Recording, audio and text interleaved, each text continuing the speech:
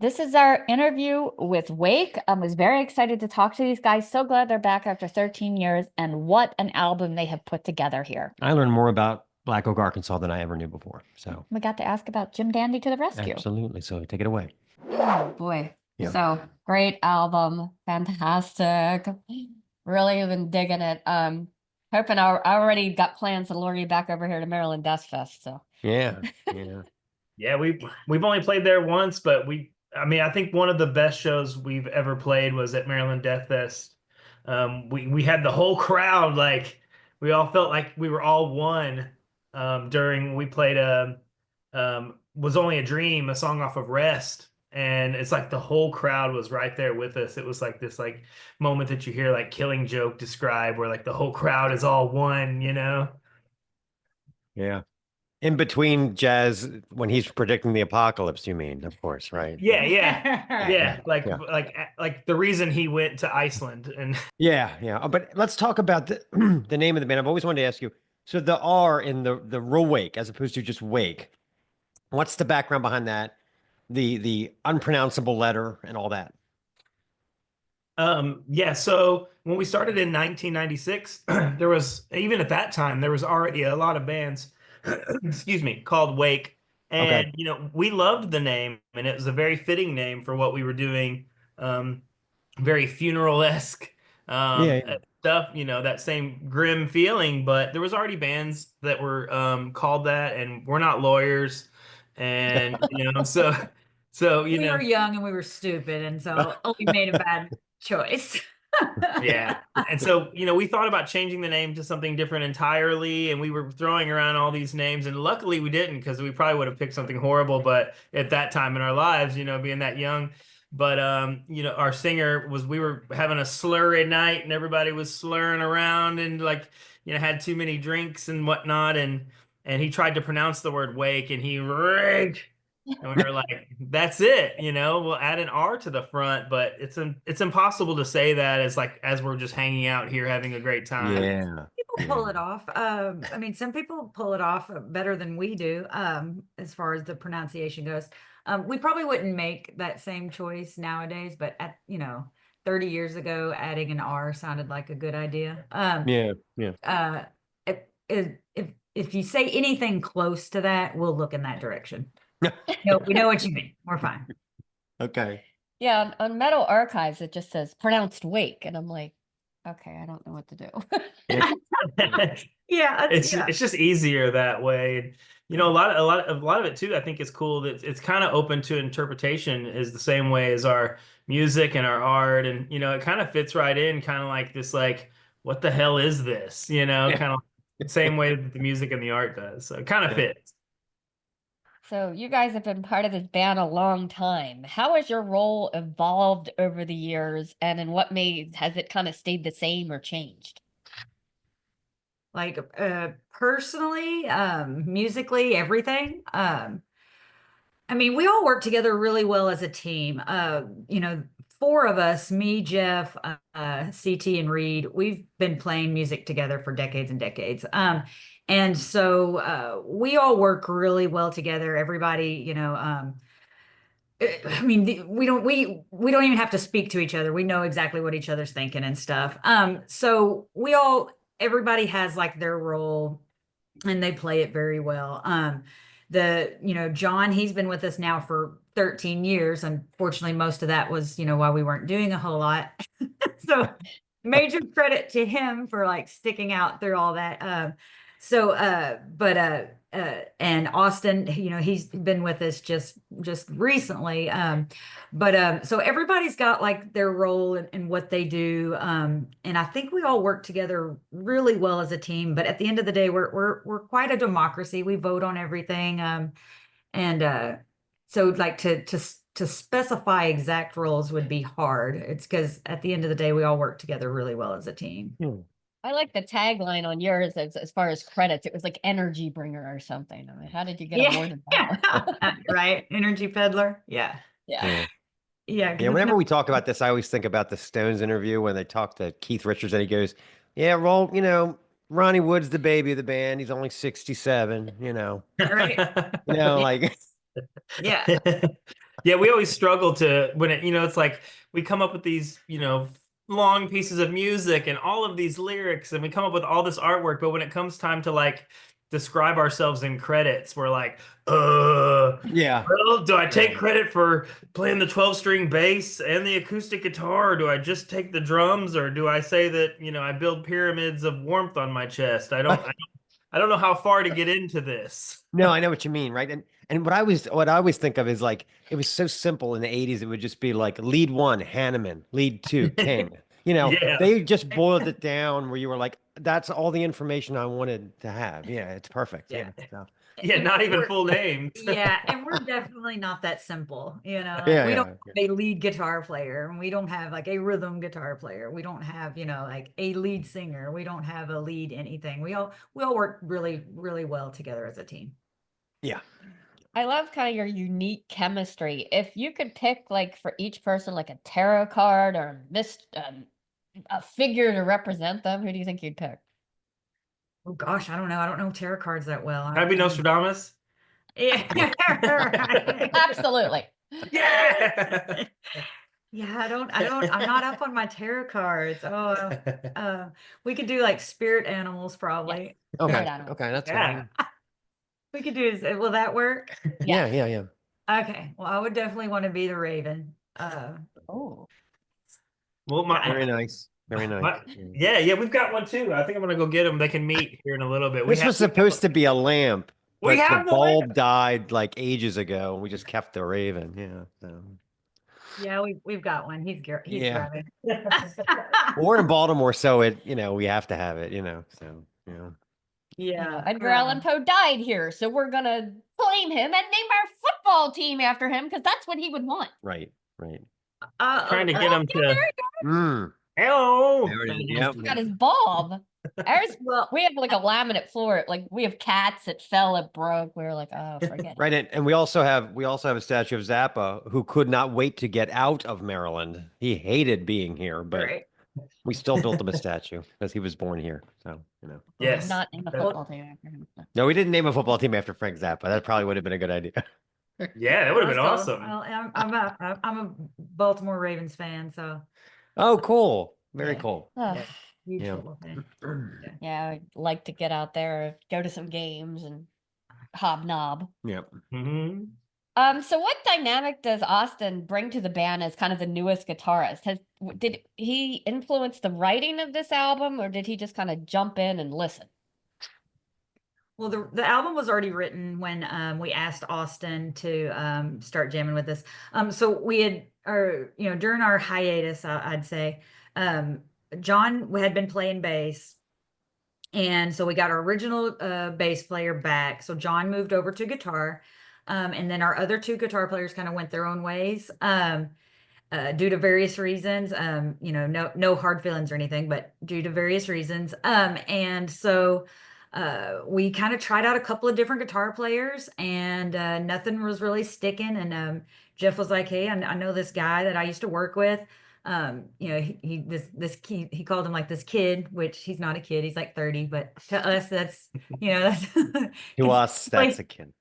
considerably younger than the rest of us. And he was like, he's a shredder, so you want to try him out, and everybody was like, I mean, what would it hurt, And Yeah. so he came to a practice. I think it was just me and Jeff there, and he had learned like 3 or 4 songs all on his own, and we were like, okay, well, he had a really positive, energetic attitude, and so we asked the rest of the guys, and they were like, I mean, we trust your opinion on it if it's, if the shoe fits.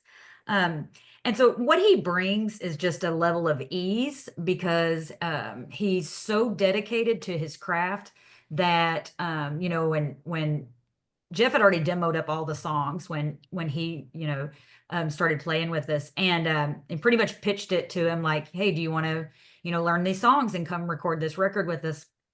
And he was just like so, I mean, he's young, so he hasn't been like, like completely beaten down by the music business. His soul isn't crushed yet, by like Oh yeah. learning that, touring sucks and all that Yeah. stuff that I know. we all had to learn over 20 years ago. So it's great to be around somebody that's like so like getting to witness, them experience all this stuff for the first time.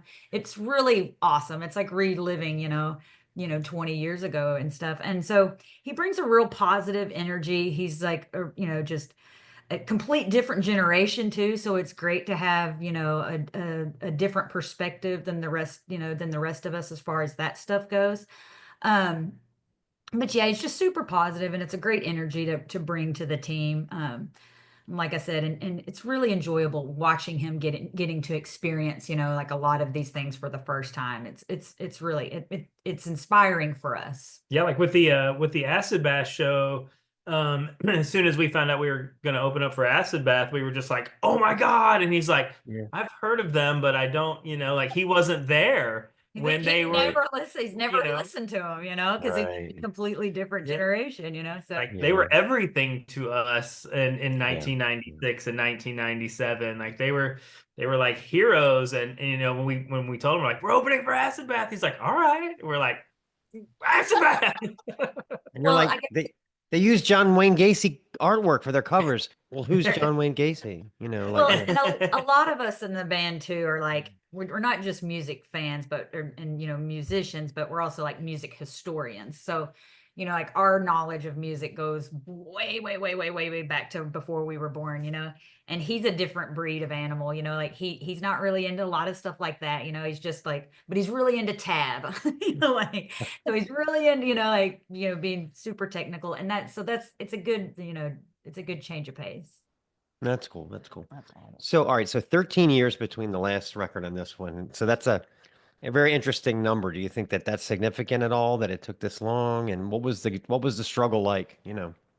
I mean, as far as the 13-year number, I just a lot of the stuff that this band has always done has just been kind of coincidentally numerically important and in a metaphysical way. It just seems like Yeah. we've always had this haunting above us and around us that we just kind of follow, and I think that contributes a lot to our sound as well.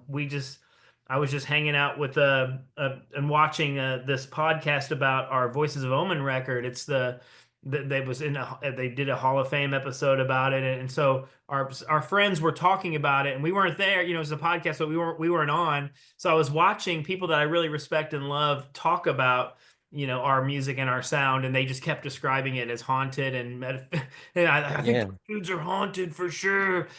So I think that number just happened to be, but I don't think it would have been any other number, knowing what we do and knowing who we are. But over that time, we had kids, and after we put out Rest, and then we toured Rest. We did quite a few shows with Rest, and then we just had kids, and we wanted to be there for that. I mean, when you have kids, the stuff that you're into, seems selfish in a lot of ways. So, we just kind of nested up at home and watched our kids get older. Yeah, we'd spent a lot of time like building, this thing, this wake all, around the world. And we never really took the time to build something at home. And I think so for a lot of us, we wanted to just kind of work on building something at home, whether it was our careers, just, normal grown-up stuff, owning homes, Yeah. and Yeah. things like that. Yeah. I remember when I went to register for us to get married, when I went to the local courthouse, the only date they had was a Friday the 13th. And I Oh was like, man. I will so fucking take that. I would have requested that over anything. I can't believe it's available. Yes, Yeah. we'll take that. Like, So yeah, yeah, it's we just were meant married to, on a May 13th. That was a Friday the 13th. Yeah. So yeah. You just meant can't to. believe, like, I work for a doctor. If I even suggest we're going to make an appointment on a Friday the 13th, the amount of people who are like, "Oh no, I don't leave the house. I turn off all the lights. I didn't sit in the closet." I'm like, "Okay." Right. It's Like, crazy. no, we celebrate it. Well, in the Yeah. South too, we have a lot of religious superstition. So like if you're going through a drive-through and picking up a couple bean burritos from Taco Bell or something, if your total ends up being 666, they will add a penny. They will be like, "Well, I can't." Yeah, they'll be like, "I can't say that number through this internet system, or I will go to hell." I went to the liquor store the other day. I swear to God, the total was 69.69, and I just sent it to her and said, "It sounds like the gods are trying to tell us something." I mean, Well, I also feel like it was no coincidence that our record just happened to be released on the same day as a Raven Moon too. So yeah, exactly. Right. yeah. Yeah. So in this era, so ruled by technology and logic, do you think there is still room for magic for us to manifest in some way? Oh, I think magic's everywhere. It's just a matter of listening. It's yeah, I don't know. I'm a pretty earthy person. I believe that the trees have something to say if you're quiet enough to listen and you're still enough to listen. So I think it's important for people, and that's really what where the title of the record comes from. It's about reconnecting to the earth through, in a ritualistic, real spiritualistic way. And it's about slowing down, just like slowing down and listening. And yes, even with all the technology and stuff, we're very fortunate that we have um I mean, even, where we live, we have like over an acre of land and we're right outside the metro, so we're very fortunate that we have that connection. But I also think you can find that connection even in a urban area if you take the time to just stop and listen. And there's something to be said for that nature bathing, or just Yeah. just throwing yourself out there and shutting everything off and just listening for a Yes. change. Yeah, We- reconnect. We have a quartz vein that runs under our house, like underneath Wow. our house, and that runs along our property is this huge vein of quartz, and you can just go out there with a bucket and a little pick and just pick crystals out of the ground. I mean, we live on a crystal vein. That's awesome. Wow, Mhm. that's so cool. I love the fact that you picked a moth for this album cover, because some people see it, as the Mothman prophecies, death, harbingers, and other people see it as transformative, for them becoming a moth from a caterpillar. What kind of made you select that, and what themes does it represent for this album? It's always been a part of the Wake logo all the way back to the 90s. It has Yeah, it's like as soon as we added the R, the cicada just kind of stuck there too for some reason, and it just followed us around, and, like a real cicada, and yes, it's just always been there, and this one, feel like this one it's cool because it was part of our logo for so many years that now it's kind of separated from the logo itself, and now it's like risen up, and now it's like it's free from the logo. So yeah, the thing it just sticks with us. It's been there for a long time. You talk about cicadas. Yeah. Every cicada season, this happens to me. They attach themselves to me and I don't realize it. And then I go in the house and I go in the bathroom, and all of a sudden it sounds like there's a goddamn helicopter in the house. That loud, they're so loud, scares the living crap out of me. Yes. Wow, wow, wow, wow, wow, wow. It always happens. I remember the first time we had somebody stay at our house. It was a touring band. I don't remember who, honestly. It was years and years ago. And I just remember them, we were all cigarette smokers and back then and stuff, and sitting outside smoking and them being just like, what is that? Like, it was just so chaos to Oh, them, right, yeah. it's just like, what? And they're like, we like didn't even notice, because it's just so part Yeah. of our everyday, life. We're just like, what are you talking about? And it's just like, it's driving me Yeah. so Well, if you bring one into a room with really good acoustics, then you'd notice it. Yeah. Yeah. But I think, at the end of the day, though, as far as like how we used it with this album cover and stuff, I think it's absolutely beautiful, and it being surrounded, with bones, and, it's like represent, with the death and the beauty and all of it. I think it represents the music very well. Yeah, I agree. It looks kind of witchcrafty, like, with Yeah. the circle, and like it looks like something's about to go down. I mean, we might be resurrecting this guy. We don't know. Yeah. Good. I'm glad it goes across that way. Yeah, because Yeah. It's a success. that cover is a photograph. Every Wow. every piece of artwork on that album cover, all the inner sleeves and everything, those are actually photographs. Everything that you see there was hand placed. Every stick, every flower, everything was hand placed and photographed. And, you know, that was a local jewelry maker that's from this area. Her name is Lonnie, and she makes jewelry out of bones and ethically sourced roadkill and all kinds of stuff. Yeah, And yeah. we loved the way that she displayed it. And when it came to the discussion of what we wanted for our cover, our other singer CT had recommended that we use her as kind of a collaborator and to use a lot of her bones and stuff. And it just evolved. And the picture that you see there, B actually took that herself. And I mean, we're very DIY, and you know, it looks almost like it's photoshopped or something, but the only thing that's been added digitally is the logo and the title. Everything else is Yeah. actual photography. That's so cool. Does she do the roadkill taxidermy thing? Oh, there's I don't think she's a taxidermist. I don't know, but she collects but she taxidermy. does. Yeah, she does collect taxidermy. Yeah, It's always the thing. but she goes for like really ugly taxidermy, which makes it really hilarious.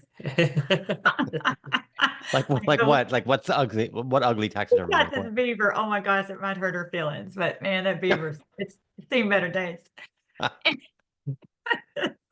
You know, taxidermy is nice beaver. Yeah. you know, like taxidermy is huge here in this, you know, in Arkansas. Yes. You know, they even close schools on the first day of deer season because, you know, it's just such a part of the culture here. And so, you know, with hunting and fishing being such a part of the culture, you know, there's tons of taxidermy. Yeah. And, you know, as it gets old and starts falling apart and rotting, you can just find it on the side of the road where people What? are like, I don't want this rotten old taxidermy. So it Right. usually ends up in one of our houses.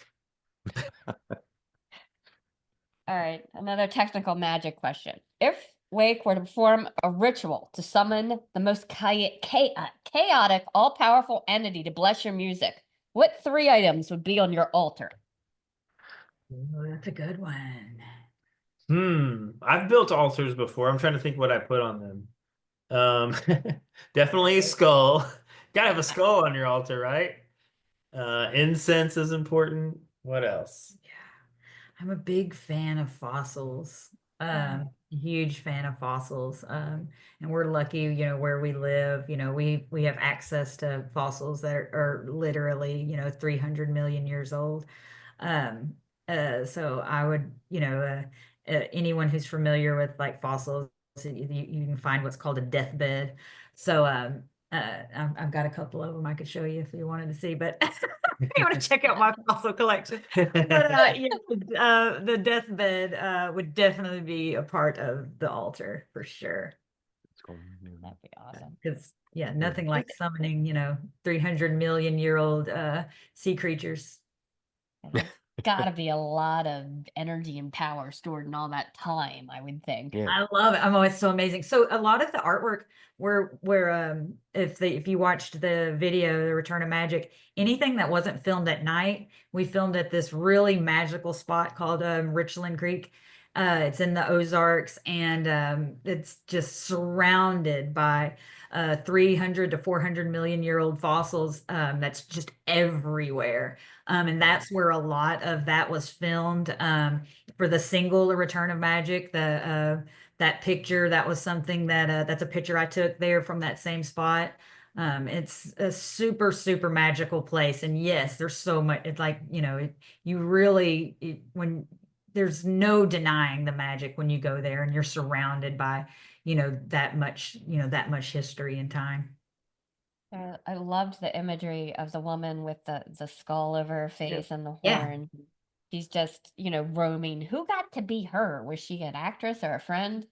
No, it was a friend of ours. One of my oldest or you know longest friends, Jeremy. It's his wife, Shauna, and we asked them if we could use some of their land to film the video with the fire scenes and stuff. And when we were talking about it, I think Jeff was like, and they were like, yes, of course you can, as long as we get to be extras. They were really just joking, you know. And Jeff was like, hey, actually, Shauna would, because we already had like an idea of what we wanted to do. And he was like, Shauna would be perfect for that. And I was like, yes, I'm totally on board. So yeah, she was wonderful to work with. She's never done anything like that. She spends most of her time. She's a caregiver of autistic son with severe autism, and so most of her time is spent doing that. And she absolutely was a pleasure to work with, and she really enjoyed it, and so did I. I really enjoyed working with her doing it because she was so, just she was so happy about doing the whole thing, where when you're filming something like that and you're talking about all these like grandiose ideas, it's easy for people to be like, oh, that's going to be stupid, like like, I mean, one of the members like literally said, I mean, we're really just going to be playing music around a fire. And you're like, well, it doesn't sound cool when you say it like that. You know? Yeah, that sounds shitty like that, but Yeah. but it can be amazing, and with her, she was so like positive about the whole thing. It made it a lot funner project to, Yeah, to pull off. we're like, there's this disgusting swamp, but it would be cool to get a shot of you in this swamp, but we don't expect you to. She's already in the swamp, like she's just like trudging through it, like Right. she was cool. ready for Yeah. it, Yeah, it's like, so is that good? Did you get enough shots? And I'm like, well, I mean, if you would do it again, I would film it. And then it only turned up to be like one little clip in the video after like she was literally walking in there with alligators. But yeah. Oh my God. Well, Yeah, I mean, the fire, I mean, it's huge and it's for the whole video. Was it hard to keep it going? I mean, my God. We used at least 50 downed trees. So we used, we didn't just go tearing down a forest. We sourced, down wood, and we literally had to burn at least 15 trees. Another advantage to where, I mean, 50, at least 50 trees. But that's another advantage of where we live. I live right outside the metro, and that's only like 20 minutes from my house. But when we filmed that, there had been a burn ban. Because where we live, if you're outside city limits, you can burn anything you want to any time you want. You could, catch acres on fire if you want. No one cares. But Right. certain times of year, there's burn bans where you're not allowed to burn. So there had been a burn ban in place for about a month. And then luckily the burn ban got lifted, but the burn ban only got lifted because of torrential downpour. And so we were like literally fighting wind, rain, and fire. And so the night that we filmed, it was right after the storm, and there was literally 15-mile-an-hour winds. So it took our like 20-foot, wall of fire and turned it into about 10 feet, Wow. and accelerated to where it was like burning. Because we just were like, oh man, we have plenty of trees, we have plenty of stuff to burn. But that wind was such an accelerant. I mean, it was a lot. But like Jeff had said earlier, we're so DIY. Like we literally did it all. The chainsaw and driving tractors. I mean, we did all that. And when we pitched that idea, we had to pitch it to a couple of directors because they're just like, you want me to film and only use I can't use any lights. It can only be lit by fire, and it's going to be 12 minutes long. They're just like, oh my gosh, and then the director that did it was just like, I can only use the fire. I love it, because it was such a challenge for, him, and he pulled it off amazingly well. Yeah, it turned out great. Honestly, you did a great job. it's cool. There's no artificial lighting. It's all only lit by fire, which I think is pretty appropriate. Yeah, No, it turned out great. We loved the video. Yeah. I love when you're going absolutely nuts, and I'm thinking, were you able to play the music or? it was hot. I was I had flash burn. Yeah, I was back there by the fire because I sit in the back playing drums. So I was closest to the fire, and I was all cut up from chainsawing trees all day. So I'm like all cut and burning. But that's what you got to do, though. Yeah. It's the dark side of DIY. You know, Right. yeah. I really did have like flash burn the next day. My face was red. Oh my No joke. God. I'm working on that. But it was worth it. It was great. It Yeah. turned out amazing. Well, I wanted to ask you about Relapse. You guys have been with Relapse for a long time. How's the label been? I mean, how were they with you coming back with the long hiatus and everything? Have they been supportive? How's it been? We couldn't ask for anything more than what Relapse has done. There, we have an absolute amazing team there. It's changed a lot over the last, since our last record. The whole team in general there has changed. And not to say anything about the old team, but everyone there is so incredibly supportive and amazing, and they trust us in just about everything, to the extent where when we ask their opinion, it kind of throws them off guard. um we couldn't ask for anything better than they give us 100% total creative control over everything that we do. And no pressure, no pressure to the extent that we could wait 13 years to put out another record. Right. Just yeah, they've absolutely amazing. Wouldn't you say so? Oh yeah, I mean, I can't think of any other label that would let one of their artists go 13 years without releasing anything. And they are the complete opposite of all the horror stories you hear about the music business from, especially like the old country artists, and how it just ruined them, in a lot of ways. Right. To have to deal with labels. Like, Relapse has been the complete opposite, and they have been the most amazing support team you could ever imagine, and hope to be with them forever. Yeah, like a few years ago, they put out something, I think it was on Bandcamp, and it was like the Relapse top 100 songs or something. And of course, we all went to it like fish to water. And at first, we were like, we really liked it. And then slowly, me and my music snob friends were like, well, what about this Today is the Day song? It's not on there, Well, what about this song? It's not on. They have so much amazing music. 100 songs doesn't even scratch the surface, Nope. It's Yeah, that's so crazy. true. Yeah, they have their catalog is absolutely insane. They put up like Absolutely. 6 records or 10 records a month or something, Yeah. I mean, just over 25 years, that's insane. Or 30 years. Yeah. Yeah. And their Yeah. showcases, even back to like Milwaukee Metal Fest, their showcases like, 20 years ago were always like the ones to see, like Yeah. back to Today's the days, and I got a the Brutal Truth, all of it. I think I got a Disrupt long sleeve that was like an anti-McDonald's. It was like a Oh, yeah. anti-McDonald's Disrupt Yeah. long sleeve, and I think I got that in 1998, I want to say, and I still have it. Yeah. Relapse's roots are that deep. Yeah. Yeah. Well, living in Baltimore, we're real close to Philly. So in the late 90s, I went on a Mecca to the Relapse store, and I Yeah. basically signed over my mortgage, Right, just right. like, I'll take everything you got. Do they got a Danzig clock on the wall there? They have a Danzig Yeah. Lucifuge upside down cross Yeah. clock on the wall, and I was like, "How much for the Danzig clock?" Yeah. And they're like, I "Not just for wanted to just sale." give them all my money. Yeah. Yeah, how did I know the Danzig clock wouldn't be for sale? God damn it. No, not for sale. Not Not for for sale. sale. No. They wouldn't sell it to me. Like one of a kind there. So we had a few kind of track specific questions. I loved you swore we'd always be together. And I mean, everybody's had their heart broken at some point in life, but it was so feral in the song. I was thinking, is it actually about someone dying and feeling the betrayal that way? Or is it just about Heartbreak. heartbreak? Heartbreak. Yeah. It's heartbreak. It's about CT wrote the majority of the lyrics for that song, and it's about losing someone but them still being right there, and not, and so it's losing somebody but them still being right there, but you can't get through to them, you can't, you can't have it. Also, like the wind sound that kind of creates a haunting atmosphere. How did you create that effect? Was it natural or synthesized?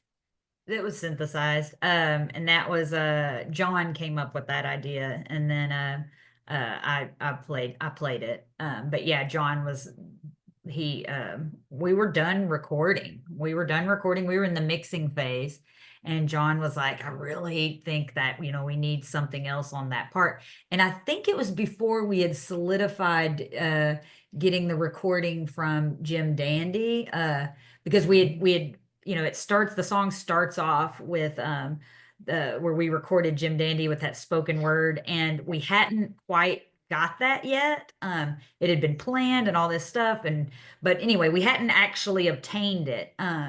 And so it seemed like, there was a void there, and that came up with John. John came up with that idea, and then I played it. We're fortunate enough to have B got a micro moog off of eBay in like the early eBay days. Like there wasn't even a picture of it back then. It was like 99 or something, maybe even 98. And she like early eBay days, like we literally just threw our money into this digital void and just hoped that a UPS man would bring us this thing that we paid for, because there was no pictures, no communication, and I think it was 500 bucks, 400 bucks. And the UPS man brought this huge box, and that was the micro moog, and we still have it to this day. But it's great for making wind sounds and dying whale sounds and any kind of like atmospheric wind noises. That thing is perfect for it. Yeah. Well, Stace read me the description of distant constellations and the whole Jim Dandy thing, and I immediately said, "Oh no, he's dead. He's not still alive." He died around the time of, I think, Randy Rhoads, I want to say. And then she's like, "No, he's alive." And I was like, "Holy fuck, you're not wrong."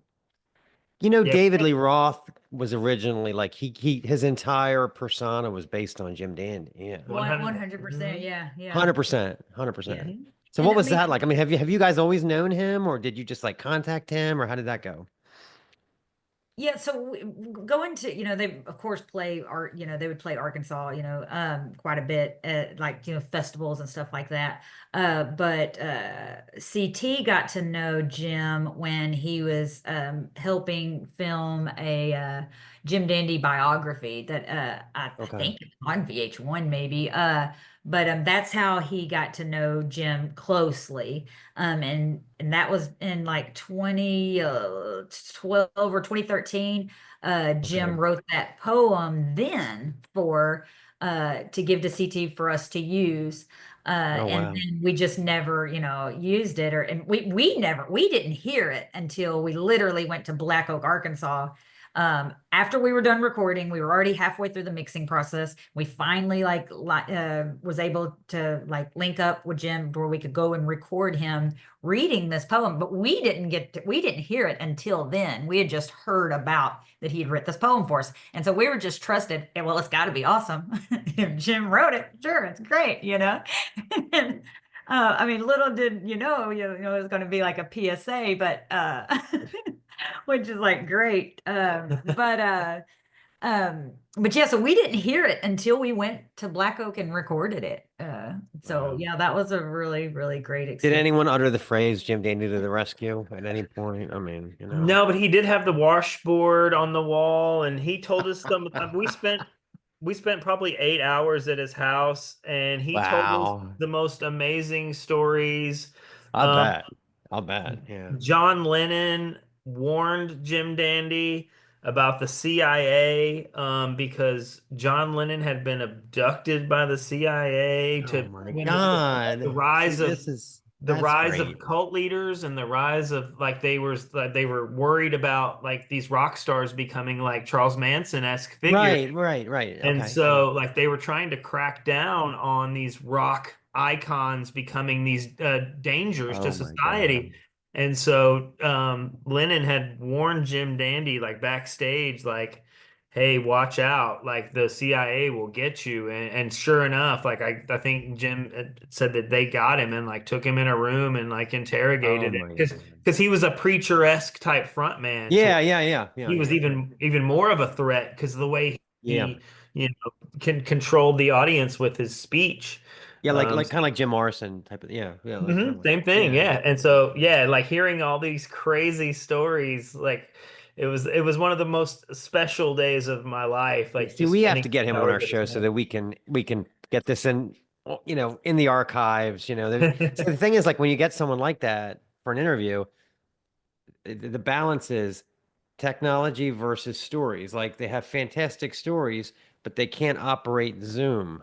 So what happens is like they'll go, "Well, here's what happened when I met Jimi Hendrix." Right. and they Yeah. freeze, and I'm like, oh my God, So Yeah. that's the thing, so that we love interviewing people like that because of the stories, but we have a hard time with the whole Do technology. they keep leaning forward into the camera? Right, Is this it's got just an eyeball? eyeball. Yeah, Yeah. I mean, Yeah. we Yeah. loaded up all kinds of gear to take out there just so, I had my laptop and microphones, had my interface, like we loaded all kinds of stuff just to record that. And we had backups on backups because like you said, a lot of times not only is their ability to handle technology, questionable, but it seems like they Right. have this bad effect on your technology too. You're Right. what is it? Are you a void of all Wi-Fi? Yeah. Anyway, I would but like yeah, to add though on the Black Oak, for those that don't know the history of Black Oak, Arkansas, and a lot of people just think of them as like their hits like Jim Dandy to the Rescue and the stuff Right. that would come Right. on the classic rock channel. But if you go back and watch, I mean, you can pull it up on YouTube now. If you just search Black Oak, Arkansas Midnight Special, I mean, they were doing really progressive stuff back in the 70s. And a lot of those videos, like I said, on YouTube, if you just do Black Oak, Arkansas Midnight Special, there's a ton of them. There's, 3 or 4 of them by a ton, like 3 or 4, but they're absolutely amazing. And anyone that's a fan of prog rock there's Oh, no yeah. denying what they were doing back then. Yeah, And it was a absolutely. huge influence for us, growing up and stuff. Yeah, they had 3 guitar players for a while. And we're doing like triple harmonies with ebows, Yeah. And everybody always says Molly Hatchet when you say 3 guitars, but you're right. Or April Black Wine. Oak has great. Yep. So I know I wanted to ask you about the Return to Magic, some of the lyrics. I love the reference to the spirit that walks the line. It kind of reminds me of like Halloween when the veil gets thin and the spirit can cross over. I was trying to think like what kind of cosmic force that could represent. I think we need a plug for this. Yeah. Just wanna Those are Chris Terry's lyrics right there. But again, that song in general was, the gist of that was created as a reconnect to nature. But as far as his direct intentions with that line, I can't speak for him on that. But yeah, the gist as a whole was about, the reconnecting to nature as a whole. And he's always been the type of lyricist that really wants you to interpret it on your own. Anytime I've been like, hey, I've got people asking me what these lyrics mean and stuff, and he's always been, very consistent in the fact that he wants it to mean whatever it means to you. It's very open to interpretation. And so a lot of that stuff, it's awesome to hear the feedback from people on, like what they think it means. Like, I almost enjoy more asking you, like, what do you think it means than what I think, because like his lyrics have always been very about your interpretation, and he didn't even feel comfortable printing them on the sleeves of the record. When the labels would be like, hey, we need your lyrics, we need your thanks list, we need all this stuff, he would be like, I don't want to put my lyrics in there, and if I do, I'm just going to run them all into one long sentence, and that's the way he's been doing it the whole time. Like if you look at any of our last few records, all the lyrics are just one continuous stream of words. What's crazy about this record in particular, though, because a lot of it was written over like quite a few years, it was absolutely insane how me and him both on multiple songs wrote our own lyrics, and then when we came together to kind of work together, they were all like on 3 songs, they were all on the same subject. It was like we literally had like this psychic connection going. And then at the end of the day, because we were using the music as to help channel, first, to me the music always comes first. You listen to the music, and then with what the music provokes from, and it was just kind of crazy that I guess been playing music together for so long that on like 3 separate songs that we both individually written lyrics that were completely intertwined with the other person. It was awesome. Yeah, it's kind of like being an old married couple after a while. Being in a band is almost like being married to 5 people, and You know, you kind of all stick on the same thing. Yeah, I for love when sure. he does that wry dismissal, you know, in the fucking Crystal Palace. He sounds like such a grouchy old whatever magic. That's natural too. Like, as we get older, we get less patient, we get more grumpy, and that definitely seems to be translating in the in the vocals. Get off my lawn! Yeah, exactly. And my property. Put that fire out. Put Yeah, that like, put that damn fire out! Like New Year's Eve, not only are you asleep by midnight, you're going, what the hell is all that noise? I'm calling the cops on these people. Yeah. Oh my gosh, Right. no, where we live, people like shoot guns and stuff, and They- you're like, when bullets go up, they come down. Oh, we had, man, I think someone detonated some kind of explosive device a couple years ago because we're outside city limits, so it's fair game out here. There's no laws. But yeah, it was just like the normal New Year's Eve gunfire, and all of a sudden, like there was like a massive detonation of something. It was just like, damn, Arkansas is getting crunk tonight. Yeah, our animals loved it. Yeah. The combination of fireworks and alcohol, not good. Yes. Right. Yes. I've seen it in person on Myrtle Beach because they sell, all the industrial fireworks for anybody to have. Yeah. And I'm Yeah. with my kids on the beach. And Yeah. this lady's got a pile of like stuff and she drunk with a cigarette hanging out of her mouth. And I'm just going back up just a little bit. You can still watch it, but we got to back up. You got the 9-1, and you're ready to hit the second one. Ready. Yes. You wanna do Yeah. this? Yeah. Okay, we play a game on the show. The show is called, the game is called Blaspheming Monikers, okay?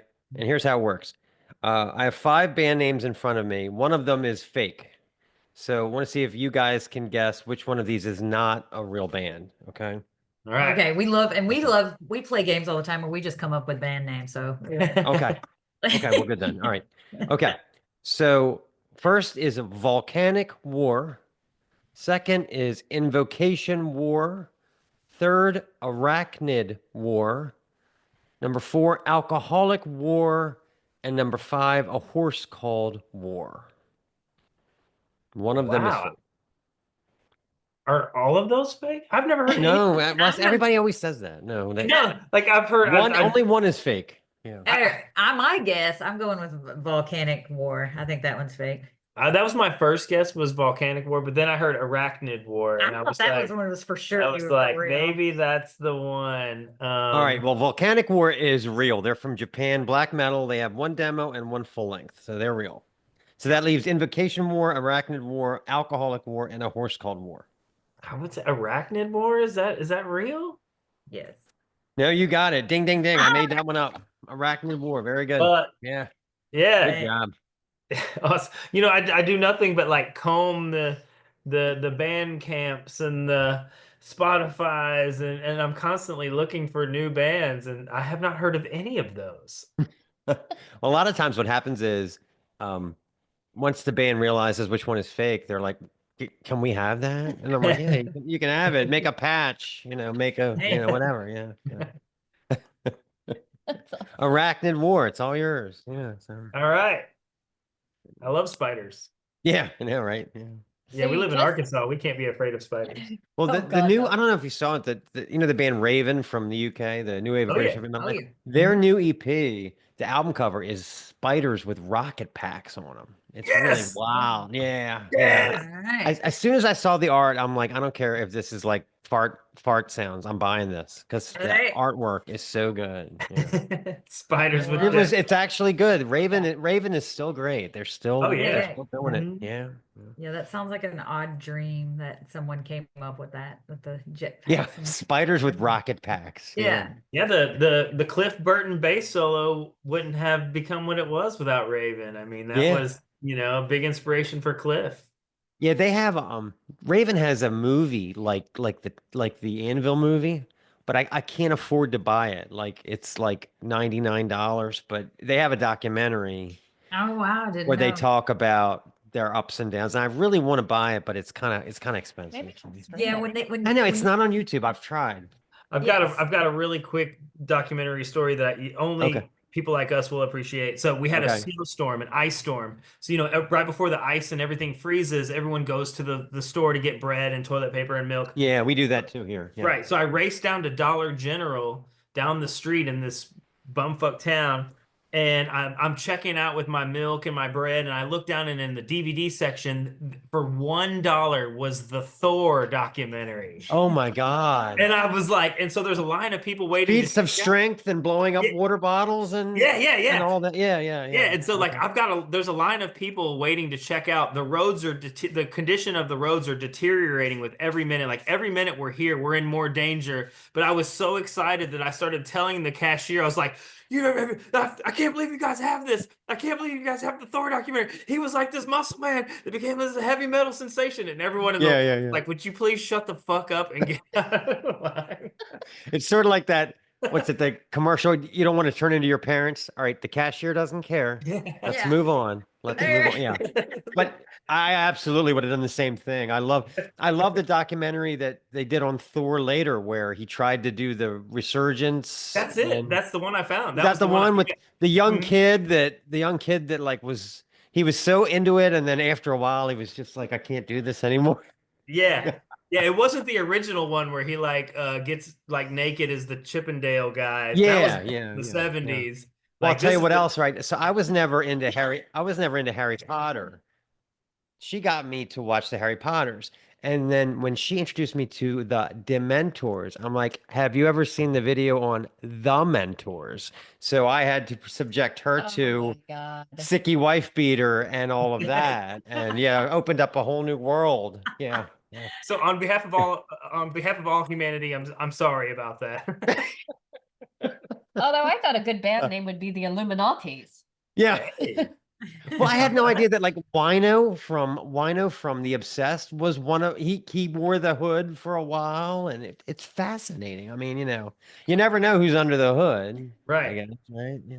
And actually, Sicky Wife Beater was a pretty fucking great guitar player. Wow. Yeah. I mean, Mentors, really I good. mean, they had the force, they had the power. They had talent. Yeah. Yeah. And today they'd be with P. Diddy and his baby oil. Yep. Yep. Exiled. Sad but true. Yeah. So you guys just had your big album release. How did it go? And did you have any surprises for the audience? Yeah. Yeah, it was absolutely amazing. We played the record in its entirety from beginning to end. We 2 nights in a row. We filmed it at home in our hometown, and we recorded it. So hopefully, hopefully it'll be released at some point, because it was amazing. We couldn't have asked for anything more. It was great. Yeah, definitely. That DVD I would buy. There you go. And it wouldn't be $90. But it also wouldn't be at the dollar store either. so Yeah. you- Oh my God, I can't believe it. Like, that would be great. Well, I guess we should set our calendars for 2037 for the next album. What do you think? Hopefully not. I mean, our kids are to an age now where, we have a little bit more freedoms to Yeah. reclaim our lives. Like it was Yeah. Good. kind of refreshing when the kids were like, "Get away from me, Dad." I was like, "Finally." So hopefully that we'll be able to keep this momentum up, and we still have quite a bit of music that we haven't tapped into yet that was out of those original sessions that are kind of going to be a springboard for new material. So Good. That's good to hear. Yeah. And our members that were living, we had one, member living in Ohio and another member living in Miami. Reed, who is in Ohio, he's moving back to Arkansas as we speak. And John, who's in Miami, is moving back to Nashville, which is, that makes everything super close. Yeah, It's it makes a it lot easier. Yeah. Yeah. Yeah. That's definitely good news. We Yeah. hope for more and more. Yeah. This is your second season. Absolutely. Yeah. Yeah, we're the same way. Like I said, they're all out of the house now, so we don't have to worry. Yeah, our kids are all we're Instagram killing it, living life, traveling abroad. And we're in the stage of life where we're like, why would we go out when the drink prices on my couch are so cheap? Like I'm not- right. going out sucks. Yeah, hurt your back to stand up So for long periods of It's, time. well, it's the complete opposite for us and our kids. So like we love traveling. So we like travel. We're flying. We're Oh, catching our okay. flight in the morning. Okay. And my daughter's like, "Do I have to go?" And I'm like, I can't even imagine my parents being like, here, we're going to go to the Olympic Peninsula for a week. Let's go play with seals and bears. And me being like, no, I just want to stay home. Yeah, ours are the complete, our family dynamics, the complete opposite of yours. Yeah, total opposite. That's very interesting. Yeah. Well, hopefully we will get you back to Maryland Death Fest. I think so. I think that the momentum is going to Maybe. build. Yeah, you guys have name recognition. Yeah, we like I said in the beginning, that was probably one of my favorite shows was when we played Maryland Death Fest last That's time. great. This is the Snaggletooth Extreme Metal Podcast.